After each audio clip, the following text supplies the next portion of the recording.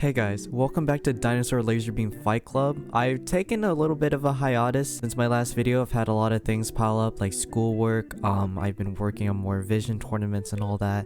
So all that was just dug into my personal time, which has made me procrastinate a bit on this video, I would say. And I've also been getting to Shadowverse recently, so that has taken quite a bit of my time. But here is my, well, I guess it's my finalized Giganno Gaia deck profile. It's just gonna be short and sweet. I'm just gonna explain you the card choices and then I'll run you through a combo video after the explanation. And let's get into it. So the deck is something that we figured out, I think, about a month or so after Clan Selection 1 released. At least an unofficial update to CFA let us test out the cards. And so after like a month of testing, me playing a tournament on my Twitch, you can find me at twitch.tv/carddweeb, has led me to believe that the deck that I have made is close to optimal. I think it should be used as a template for all of your Giganno Gaia builds. That does say something. It sounds a bit cocky, but trust me, when you play this deck, it feels amazing. And it certainly plays amazing as well. So let's get right into it with the deck right here. So in this deck, you can see there are a few tech choices such as the 2 Savage Mercenary and the 2 Polken Spine, as well as just running no Gaugers. And there's 3 of each Gauge Caller and there's 3 Prism Bird as well. So this deck is a bit weird to look at first, but once you actually play the deck, you'll see why each of these cards are at how many copies they are, why these are in the deck in the first place, and how you can fine-tune this to your own playstyle. So let's start off with the triggers. If you take a closer look, I'm not playing 12 crit, I'm playing 10 crit with 2 draw PGs.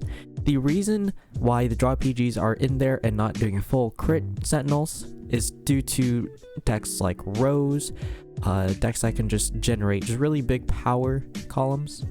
And so you want that there in case you can't 1-card guard something, or you don't want to chance a 2 to pass or a 1 to pass. So it's really useful in that aspect, and also damage checking a draw always feels good. Even though it's a PG lost, it's still a +1 to your hand, and I think you'd rather have that to get pieces. So it just feels really nice. The 10 crit is self-explanatory. You draw so much with the deck already that, well, you just really need crits to close out the game. And of course our 4 heals with their starter. And then let's go into the grade 1s. Of course you have 4 Savage Shooter. Shooter is the card that carries the deck, honestly. I will swear by Savage Shooter at 4 in almost any deck that is played, unless it's something that cannot utilize grade 2 or grade 3 calling on turn 1, or something that can't utilize gauge. In almost every deck so far that utilizes V support, I think Shooter is a very good card to have. And then we have 3 Prism Bird. The Prism Bird I think is necessary, at least out of 3 of, just due to how many grade 3s you have, and you of course want that Giganno for the first ride, because if you don't ride Giganno first, then your advantage engine is going to be a little off and you might not survive your opponent's grade 3 turn. So having Giganno as a first ride is very crucial. Then we have 3 Blue Sprint, the free grade 1 multi-attacker of the deck. The reason it's at 3 is because of Spino, which I'll talk about a bit later, but essentially that card just lets us bump it down to 3, which helps out a lot with space. And finally for grade 1s is Polken Spine. Polken Spine is just a tech that people haven't really picked up on. Some people may play it here and there at like 2 copies or something, but I do think it's essential for higher level play, just because your opponents will tend to damage deny you more often than not in higher level play. Of course, if you're playing, like let's say at a Locals or something, you can definitely just scrap Polken Spine altogether if you know how your opponents play. But I personally like the insurance of having a countercharger in the deck, as well as if you gauge it and you somehow get a good gauge on it, you can move that gauge to another unit if you have 3 or more gauge on board. Remember, Polken Spine says the amount of equip gauge on board, not on itself, which is why it's better than you think it is. Then going to our grade 2 lineup, we have the new Spino X Tort from Clan Selection. This card allows you to counterblast 1, retire rearguard, and then you can call out its gauge, engage it. It's amazing. It is the best multi-attacker that we could have gotten. It essentially combines Mega Rex and the multi-attackers into 1 for a counterblast. It is amazing, and you can do this to any unit. It doesn't have to be Regiodon or Blue Sprint, but if you do use a Regiodon or Blue Sprint, you essentially get 2 cards out of 1. and it's amazing. So the reason why this card's at 4 is because it helps you extend your attack patterns, it helps you extend your attack numbers as well, and it's just overall a very good card. You want to see this as much as possible. But the way you play this deck is that you don't want to abuse it as much as possible. You only want to do it on crucial turns. So yeah, this card is just a very good card, and it helps out with early turn rushes just because it calls out 2 cards and you can plan out your columns accordingly. It's just an amazing card. Next we have 2 Pyro. Pyro is just there to cheat out stuff like Mercenary early if you happen to ride him, and also just as another target for Gauge, at least to call off of Gauge, because he is a 19k body when called off of Gauge. On Excel 1 he's 29, with Gaia he's 39, with Giganno he's 34, so overall he's a really good beat stick. My only problem with him is that he needs to be called off of Gauge, which is where Mercenary comes in, but I will explain that later. Next we have Regiodon, the Blue Sprint copy. I don't really have much to say about this other than it's free, it's a grade 2, it's amazing. So essentially you have just 6 free multicolors. Next we have Megarex at 3. The only reason Megarex is at 3 is because I could not find any more room to cut down, and I do think Spino Extor is more important than Megarex. Megarex is very good in the early game, but the later the game progresses, Megarex isn't as good. So Megarex is more so just there for the early game to get you card advantage, get you free cards without using counterblast and also multi-attacks in the early game. Because the early game is really where people don't rush you and people only give you a counterblast per turn. So you'd rather not use that counterblast and risk the potential of your opponent damage denying you later on so that you can't use your Giganno or your Spino later into the game. So just having Megarex is important, but I don't think it's that important to put it as the 4 of. Next we have the grade 3s. This is where the weird thing comes in, right? We have 9 grade 3s. Of course 2 of those slots are flexible. I'd argue 4 of those slots are flexible, but for most people only 2 of those slots are flexible. So to start off, we have 4 Giganno. Giganno is the must ride grade 3. You have to ride this card. If you don't ride this card, you're okay as long as your opponent bricks a bit like you do, but if you do not ride this card, your advantage will go down, your number of cards in your hand will go down, and you can't combo as much just because you don't have pieces in your hand. He just helps out a lot with hand fixing and consistency, that just having him be your first grade 3 ride is very important. And also Giganno helps you gauge cards, which helps you set up for Gaia turn. So he is very crucial in the deck, and you really need to ride him first. If you ride Gaia first, you just have to hope your opponent doesn't kill you. Next up, we have 3 Gaia. The Gaia is there as a finishing grade 3. So he's not used as first ride, he's used as second grade 3 ride. You ideally want to fill your board with units that have gauge with Giganno, since Giganno does gauge the called units off of its own skill. And so you essentially spam your board with gaugers and gauged cards and ride Gaia, and then Gaia just gives a 10k boost to everything because it's your second grade 3 ride. Of course your opponent's gonna be in grade 3 by that time, so it's just a very big push turn for Gaia. All you really need to do between the turn of Giganno and Gaia is survive really, and hope that, or just hold on to all your pieces so that you can combo extensively in that next turn. And of course, because of Gaia, you're gonna hit like 30k, 40k numbers depending on your columns, and that's always amazing to have in this deck. So Gaia is only at 3 because you don't want to see him as much as you think you do. I've experimented with ratios, I've gotten Gaia too many times, so I just put him down to 3. You really only need to see him second ride. You don't need to see him first ride. You need to see Giganno first ride, absolutely, so that's why he's at a 4 of. But Gaia, not so much, so he stays at a 3. And then finally for our grade 3 lineup, we have Savage Mercenary. Savage Mercenary is a bit of a controversial tech. Some people have teched it back then when it was just solo Gaia, but I do think Mercenary actually has a competitive reason to be in the deck this time, and that is just Shooter. Shooter enables this whole deck, and if you called on Mercenary turn 1, you're essentially guaranteed 2 free damage, because nobody's gonna guard Mercenary early on unless they want to drop like 20k shields. And going against a matchup like Prisms in the meta, this helps you out a lot. It helps you pressure your opponent, it makes him drop guard early, and helps you push more damage, which then allows you to kill Prisms faster. And Prisms is a very hard matchup just due to the amount of guard they can get in their hand. The examples being they can guard multiple Hamiels in a Gavril deck, with multiple of those Hamiels hitting near 100,000 power. So removing that guard early on is very helpful for this deck.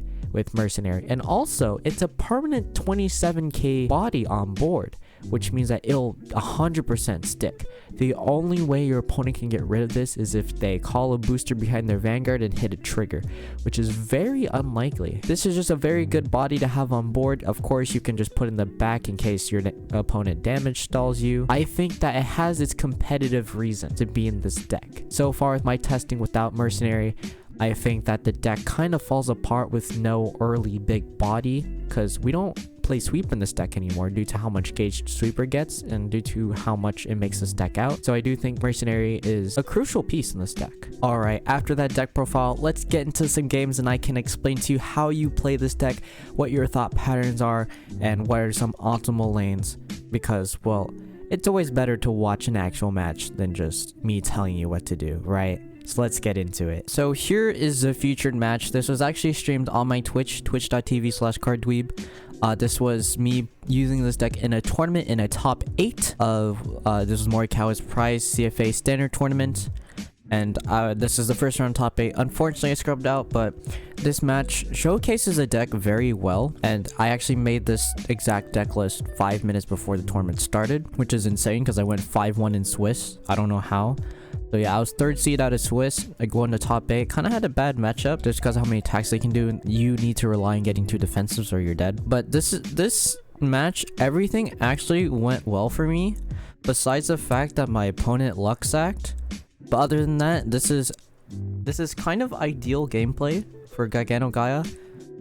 So yeah, let's get into the match. This is post mulligan at the moment and we're just getting ready to start. This is the last match of the round, funnily enough. Both of our decks require a lot of thinking, so this match dragged on for a bit. I believe it was until turn 10 or something before we got it done. Turn 10 as in like 5 turns for each player. So I'm going first. Don't know exactly what I'm doing here. Oh, right, the shooter. Very good, very good. Soul Blast 1, draw again, call another card. I believe I just plop something out. Yeah, the Reshiram is set up for next turn. If you're going into a setup like this, you usually want a booster, which usually is Prison Bird. If you ever get it, Prison Bird's a great booster. Main reason why I included it in the deck. And also, I mean, you can filter for cards as well, like if you need Giganno, if you need Gaia, if you need Mercenary. It's a very good card. I am muted in this just because the audio is a bit scuffed. I'm also screaming into the mic, I think, on stream because I'm like dying. So he's attacking me. I take this just because I need counterblast for my Giganno turn, and I don't want to risk them damaging me. Oh, I guess I don't. I guess this is one of those situations where if you can't do anything next turn, then you can just guard this, since you want at least 1 counterblast. That's all you really want. You don't want to spam Spino on turn 3. You usually want to save all your Spinos until turn 4, unless you're forced to play it. Yeah, so here I ride Mega. Yeah, I think I just assumed that he was going to rush me on turn 2 and hopefully not damage deny me. Yeah, calling down the Prison Bird there. Getting like a top 5. I don't think I find anything. Yeah, I just put everything back. That top 5 is pretty good, I would say. 2 triggers, 3 normal units, and 2 triggers on top. The best thing for me to do here would be to call out a blue sprint, I believe, if I have a retired card under the Reshiram. I mean, this could also just be word placement. I don't know what I was doing here exactly. Yeah, I called on the PG just because I know PGs aren't that useful in this matchup, so I just called it down because, well, everything's mostly gonna be a 1 card, so there's no point in using a PG. Yeah, if only I got a blue sprint, would have been legendary. I don't know why I put the Prison Bird over there, but it wouldn't have mattered, honestly. Even if I put it behind the Reshiram, it would have done the same thing. I guess I call the Archbird there just so that I can get an extra draw, get full value off this Mega Rex, because my hand is actually full of triggers, and it's a bit annoying when your hand's full of triggers. You can't really do anything. So here you're just trying to find as many pieces as you can before Giganno, just so you can set up your board. And you also hope that they don't damage deny you, because they damage deny you, you're kind of stuck like that. Looks like he's just debating what to do, because this is 14. The 15k guard won't make it no pass, but this is a no pass with a 20k guard. The rear guard is going to be 22, so I think he's going to be taking that. This is just a very... just a board that makes him guard a bunch. And you guarded the quick shield already, guarded the heal already, which is great for us, actually. We want them to be guarding more and more so that they have to take damage later on. The only thing is that they kept guarding and they had a bunch of triggers in hand, which kind of... It made my push not so great. Yeah, right into the Marissa here. This is very good for the Nightmare Doll player, just because it's a free +2. Well, it's technically +1, but... You put something to soul, look at top 7, put 2 Nightmare Dolls that aren't grade 2 to hand. So, this is just a very good card. Yeah, it gets the Alice, which is very good for multi-attacking with the Vanguard. And then, ooh, it's a grade 1. So that you can put a Carol back to hand at the end of turn. Yeah, it looks like he's going to be setting up his soul further. The smart move here would have been to straight up swing side. I believe he does. This is the third game. Ah, never mind rushing. I guess, yeah, if I want damage, I just let side die. Yeah, I just let it die so it can take damage. I also don't really care about it too much just because I have other things in my hand as well. I mean, not too important. Unfortunate that I damage checked the blue sprint there. That was actually a very crucial piece for next turn. Using the grade 1 to take the Carol back to hand here. Here should be riding into Giganno. You always want to go Excel 1 with this deck, by the way. If I ever see any of you go Excel 2 when you don't need that extra card, I am going to call you a bad player. That's simply it. I might do a Tachi YouTuber roast in the future, because if you're a Tachi player, you know there isn't that much good Tachi content. You'll always see someone misplaying or just not knowing what they're doing. So I might do that in the future. But here I'm just nuts with my draw 2, and I call down Mercenary. The only problem is that my hand doesn't have any multi-attackers and it's just filled with grade 3, so I had to call down 2 guys as well. So yeah, I had a lot of grade 3s in hand. I unfortunately checked nothing, but I do check the shooter, which allows me to set up next turn for any Regiodon or Blue Sprint plays. And yeah, here I didn't engage the guys just because I know I'm just gonna call over them, so it didn't really matter. But yeah, so ideally your curve is riding into Giganno for first grade 3 ride, and then riding to Gaia right after, hoping that you finish them off. Unfortunately, my opponent damage checked 2 defensives, which means my last attack could not hit. Actually, neither of my attacks could hit. They just straight up took 2 and didn't guard. So their guard early was worth it because they double defensive. It was quite annoying. That's like one of the ways that your opponent can get ahead of you, just straight up sacking defensives. It's unfortunate. I guess another reason why I didn't engage the Gaia was because I couldn't reach 3 gauge, and if I could reach 3 gauge, then it was worth it. But since I couldn't, I just didn't engage it. I just want to be conservative. I didn't want to deck out. Attacking on the Carol here first. I think you would take this first attack just because if you get defensive, it shuts down every other attack. So usually taking the first attack is a good idea. The only problem is that if you don't get defensive, it's kind of wasted. Oh, it checks the Chelsea here, and another Carol. This actually helps him set up for next turn, since I don't think I can kill from 2. This deck can't kill from 2, but it can kill from 3. Yeah, I mean, that one extra damage matters a lot. Only because that's an attack that they don't have to guard and can take. And you wanted to minimize that as much as possible. Unfortunately, you guarded all my early attacks. Right, that's one of the ways that you can get ahead of Tachis, guarding their early attacks, guarding as much as you can. The only problem is that your hand's gonna go down, and you have to hope that you can gain enough advantage to survive their kill turn. But for the most part, I mean, you really just want to guard as much as you can. But yeah, I get a defensive there for the first check, which makes everything worth it. Most of the stuff can't hit me, which is amazing. It is great for me. Unfortunately, I'm not at 13k base, so I can't just be like, oh, you only have 1 drive, no pass. I have to bank on them not getting a trigger on their re-ride. So I mean, every time this happens, I kind of have to bank on it and just say 1 to pass and hope that they don't get like a trigger. Because I do believe they play 8 front, 4 draw, 4 heal. Just hope that they don't get a trigger in general, you know?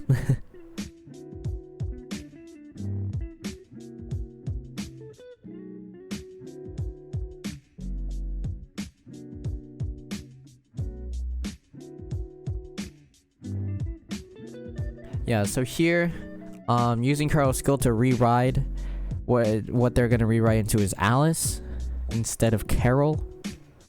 But this is only because they don't have that many pieces and would rather not go in on this turn. One pass here would be smart, because if they did hit a trigger and I hit another defensive, then all their attacks don't hit, unless they hit a front. They hit a front, then one of their attacks still hits, but I do need counterblast, so I just say one to pass, save for that way. I do debate on staying on Giganno for a turn just because they're at 2, and I'd rather have the card advantage, but yeah, it depends. If you have a killer hand that can draw a bunch with like spamming Mega Rexes and Spinos, and of course, you know, staying on, wait, I wasn't supposed to take the damage there. That was an illegal damage. That did not hit. Wait, that did not hit. I wasn't supposed to take that damage. That did not hit. Wait, are you saying I lost? I lost this game and I took an illegal damage. Wait, nobody in chat picked up on it as well. What the heck?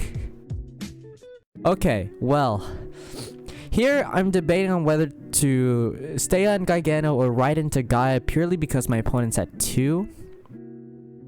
Wow, I pick up an illegal move like 2 months later.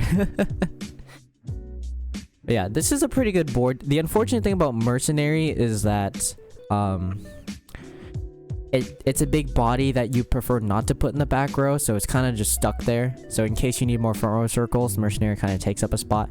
Looks like I stay in Giganno. I call Polkenspine, I call Spino. So the thing about this is that I'm just pushing a little bit, but I still want hand cards to survive their next turn. And so I really want them around 3 or 4, at least for them to take 2 damage, because that'd be great for me. So I end up gauging Spino here, and I think I'm thinking about gauging Polken. Oh wait, no, I have a shooter, so I just put whatever I want to Polken. It's amazing. It's a good card. That's all I can say. Shooter's a great card. A Polken comes in clutch here just because it allows for me to have another counterblast for next turn. Yeah, I play the Mega Rex there just because I need more card draw, and I'm feeling a bit unsafe against this player, just because they can pop off next turn. So I just put in the Mega Rex just to be safe. So here I'm going with Vanguard first, only because my other columns are weak and my Vanguard's even weaker than them. So I mean, weaker column first goes first, yeah. The confusing part about this deck is when to attack with Vanguard. Really, the only time you want to attack with Vanguard is either as the first attack or after your Reshiram or Blue Sprint gauge, so that you can get the 3 gauge. If you don't have the 3 gauge online, you attack with your gauges first. If you do have the 3 gauge online, attack with the Vanguard first. Ideally, that's what you want. You don't want to attack a Vanguard way later into your attack sequence when you pop the Reshiram or Blue Sprint, or you use Spino to pop something else, and you run out of like 3 attacks already, and then you go Vanguard. You want to do Vanguard as early as possible with that 5k buff, because that 5k buff does matter against stuff like Force Clans. Here I just use Focus Line to countercharge and Soul Charge. I can't move the gauge because I called out the gauge, of course, but yeah. Everything there gets to a +5, which is nice. So 27, 24, 32. Good numbers. They already took 1 damage, and if I can get them to 5, I could kill them next turn. No matter how many cards are in their hand, I could kill them next turn, because I know they are going to rush me, so I'm going to get a bunch of counterblasts, and they're not going to target my rear guards, which is nice. I mean, Chelsea can put your rear guards into Soul, which is a bit annoying, but overall, like, it's great. It's a great position for me, is what I should be saying. I'm playing the advantage state right now. I am not in disadvantage.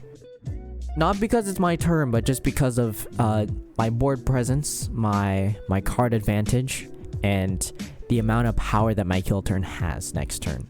So yeah, here I'm just trying to gun for 5 damage just because it guarantees my kill. there's a funny thing at the end of this match that made the match outcome a bit more skewed than it should be.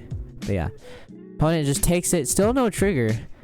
Although they do have a lot of triggers in hand, I would assume, and a few triggers left in deck. Yeah, so I retired the shooter there, just because I want to have the mercenary on board. Yeah, so then I use Mega Rage skill for another 10k. I want to get, like, I want this damage. Just how badly I want it. I wasted a counter blast for this. He does get a trigger, but this is still a 15k guard.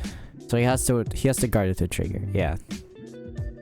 The great thing about this deck is that you can hit over triggers. It's amazing. Constantly hitting like 15, 20k guards, even sometimes 27k guards, it just feels very nice. And then with Gaia, I mean, it's a lot more. Gaia is like minimum 15k guard for each card. So yeah, it's great. Yeah, my opponent's popping up with Carol right now. Calling the Marissa down, slow charging the Carol to spam the re-ride. And I believe he has one Chelsea in hand. So he should be calling out the Chelsea. Yeah, it calls out another grade 1 filter even more. Nightmare Dolls, like, they have a very good filter. But some people underrate it, but like Nightmare Dolls have very good filter. The later in game it goes, the more like they're gonna sack fronts on you. It's just very good for them. Yeah, he calls down 2 Chelseas here, which honestly just shuts down everything. Here I debate taking it, but I intercept just because I don't want to waste the intercept because of Chelsea. He does get the 1 to pass, which forces him to actually waste a trigger. So this is a big brain move, okay, boys? Guys and gals, I'm gonna pause this real quick. This is a big brain move. You guard for a 1 to pass and force them to put it on Vanguard, so that if you get a trigger, they essentially wasted their damage, and it was traded for a 5k shield. This shuts down the rest of their attacks. For 5k shield, you force your opponent to put on Vanguard, and then you get a 10k buff to your Vanguard if you hit the defensive. It shuts down all of their attacks. This is big brain.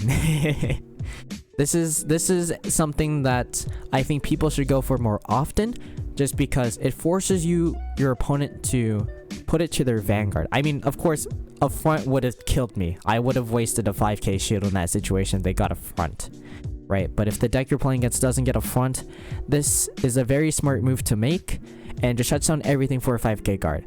I know that if you take it, you still get the trigger and all their attacks still shut down, and you still waste a 5k guard for the attack that got the trigger on it. The only problem with that is that they can save that rear guard and wait until they start getting fronts and then attack with it, which at that point would be more than a 5k guard, right? And at that point, Chelsea might have gotten rid of both my intercepts already. So this is just a very good play in general. So if you haven't used this yet, if you haven't thought about it, this is a good play to do. Yeah, so here he's forced to just attack with Chelsea. He's attacking to my rear. Chelsea does work while attacking to rears, so he's just trying to get rid of my whole board. I do have a lot of hand cards, so I can technically kill him next turn. Does soul charge my mercenary, so I don't get access to it through shooter. Although, I mean, I'm not gonna soul blast next turn just because I'm at 14 cards left in deck. It's ideal for me to write Gaia next turn. And if I do stay on Giganno, then well, I deck out. So I just have to rely on getting another mercenary from other means.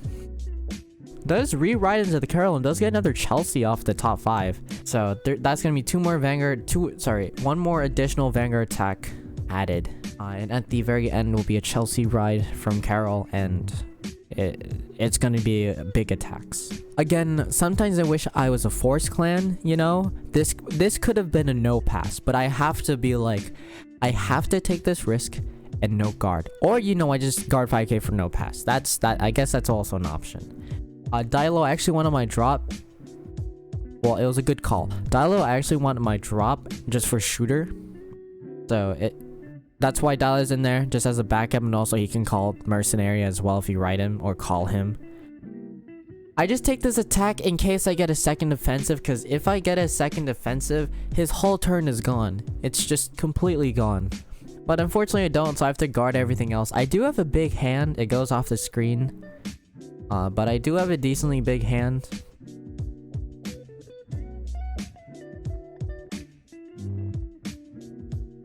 Yeah, at this point, I literally have to no guard and hope he doesn't hit triggers. That's all I can do. If I did hit a defensive here, it would have been no pass. Yeah, it would have been no pass even with the boost. I just guard for one and pass anyways. Or, sorry, no pass anyways, just because I want to be safe. This is top 8. I'm feeling that stress. And I believe I ditch it just because I don't have enough counterblast for all my plays. Because I'm pretty sure I had like 3 Spinos in hand. So attacking the Chelsea here, 10k guard, and then rewriting onto Vanguard. The rear guards can still hit, which is a bit annoying. I will not lie. It's a bit annoying. The scary thing about Nightmare Dolls is that they can extend like crazy, and like you're kind of just there watching them as they extend like crazy.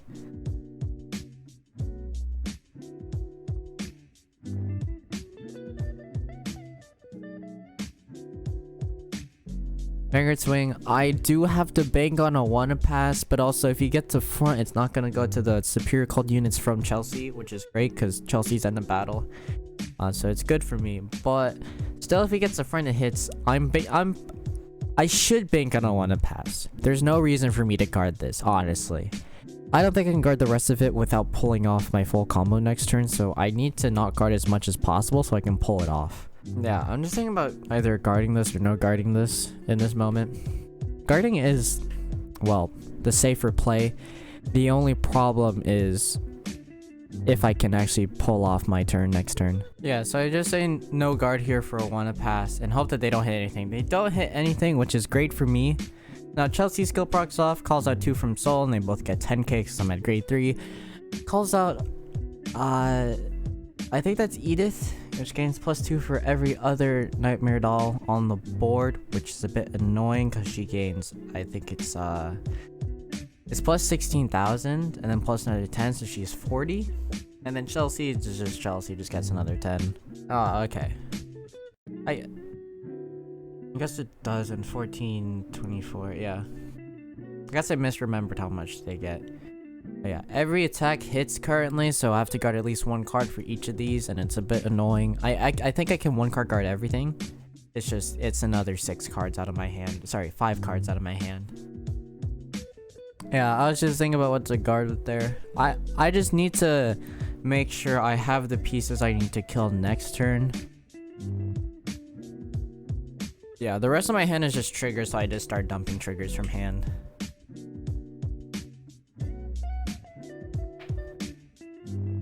My hand is actually stacked with triggers. Yeah, right there. I was a card short, so I had a PG there.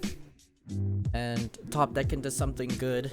Yeah, I think that turn had to rely on him not getting a front, because that front ruined my kill turn. And if he didn't get that front, I would have 100% killed him. But unfortunately, could not, yeah. So, right guy here, have Excel 1. I only have 2 cards in hand, and they're both Resudon and Blue Sprint, unfortunately. So I have to rely on one of them getting gauged a Megarex or Spino. Which is the only way, really, that I can reliably kill him. Yeah, I have to attack with Brewers first, which is a bit unfortunate. But they are beefy, which is great. I mean, I think you just take this first hit. And if you get a trigger, well, you just win. Defensive here just ruins me. And there's a defensive. I do end up losing this, but I do think it's partially because of the illegal damage at the beginning.